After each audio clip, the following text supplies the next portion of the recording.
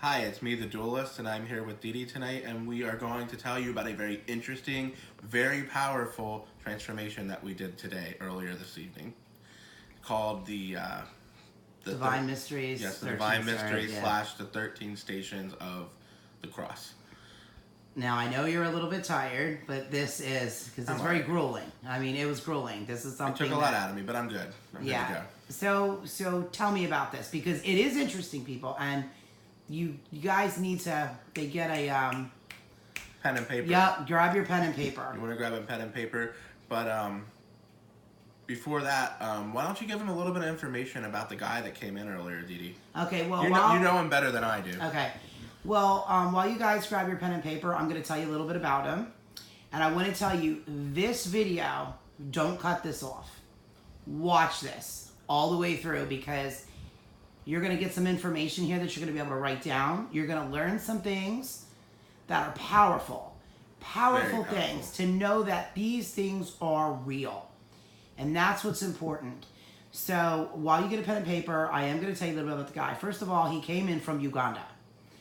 And I have been talking to him for a few years, on and off, like, you know, how you doing? Buy this piece, buy that piece, whatever. But he always wanted a transformation. And the type of transformation he wanted is he wanted to go through the 13 Stations of the Cross. But when he first asked me is when I was working with, oh my God, what's his name? The weirdo. I had people come out to my house and he was willing to give them a free transformation. But he was a very dark being. And if you guys do some investigating, you'll find out that these dark beings usually make their way, one form or another, into politics. And he actually ran in Pennsylvania. And he's a very dark entity. And I had I had 4 people come to my house. They're all on the forum. Every one of them came to the house. And they were offered a free transformation. By the time they got done talking to him and just looking at him, they felt that they were in the presence of Satan and turned it down. To this day, some people swear that they're being haunted by him. Yeah, and they swear that he is Satan. Like, none of these people anymore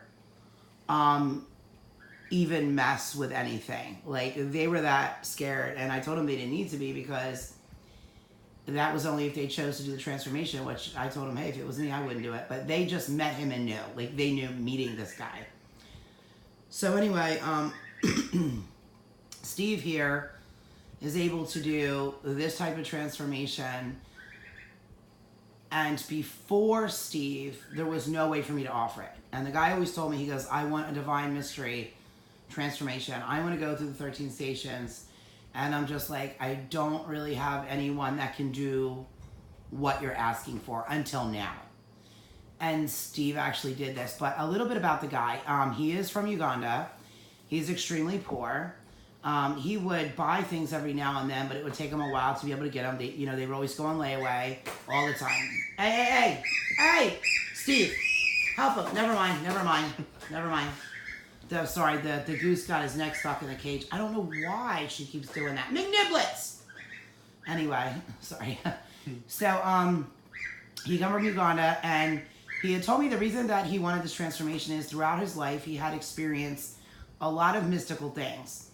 One time, he was just walking out in his bushland, and he saw a guy, it was all in white, and his eyes were flame. His eyes were like flaming fire, and he looked at him, and he told him, he said, there is a different path for you. And that was it.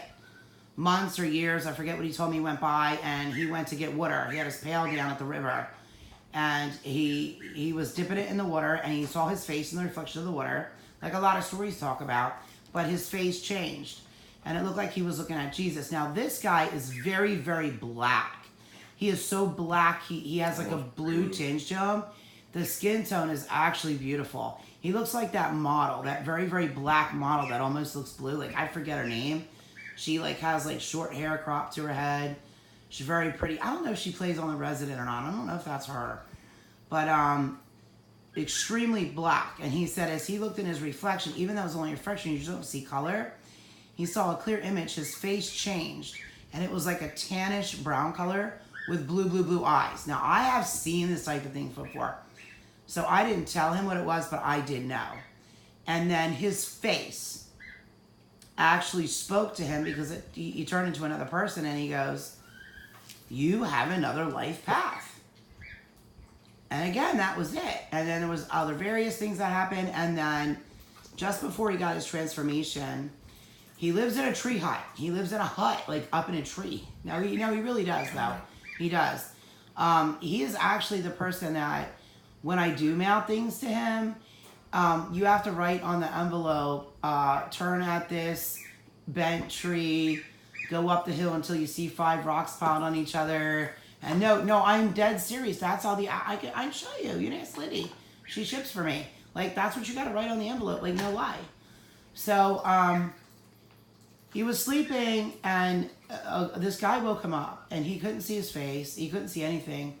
And he said to him, "I want you to leave your hut an hour earlier than you normally do. I guess to go work or fetch water, whatever he did." So he climbed down the tree. He hits the bottom of the tree, and there's a bag, and it says U.S. There's over $200,000 in United States dollars in there. Yep. That's quite a sum of money. Now, this transformation is only $50,000, but I guess there was other things he needed to do with that money. So I hope you guys have your pen and paper, because we're going to continue. The guy's really cool, but what's more interesting is what transformation. Is what Steve's about to tell you. Go ahead, duelist. Absolutely. Duelist. Go ahead. The very first stage of the 13 stations of the cross, you have to conjure the 12 apostles. And what a lot of people don't know is that the 12 apostles actually represent the 12 cosmological powers of the zodiac, and each of the 12 apostles has a symbol that represents their being. And actually on that paper I gave you to read, Oh, okay. Sorry for my handwriting. Yeah, your handwriting is like not the best here. Maybe you could go transformation.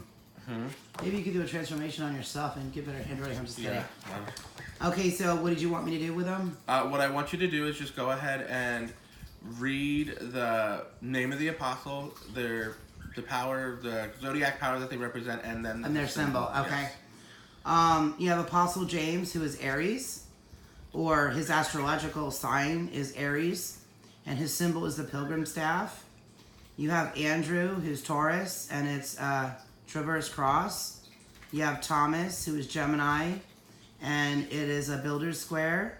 You have Nathaniel, who is Cancer, and is a large knife. You have Judas, and how do you say it? Judas? Matthias, who is Leo, and it's a lance. You have James the Just, who is a Libra, and it's a club. You have Jude. Thaddeus, who, wait a minute, oh, he's Libra. Yes. And that's a lance. And then you have John, who is Scorpio, and that's a chalice. You have Philip, who is Sagittarius, and that's a staff with cross. You have Simon, who's Capricorn, or, sign, he represents Capricorn, and it's a saw. Matthew, Aquarius, and is a purse.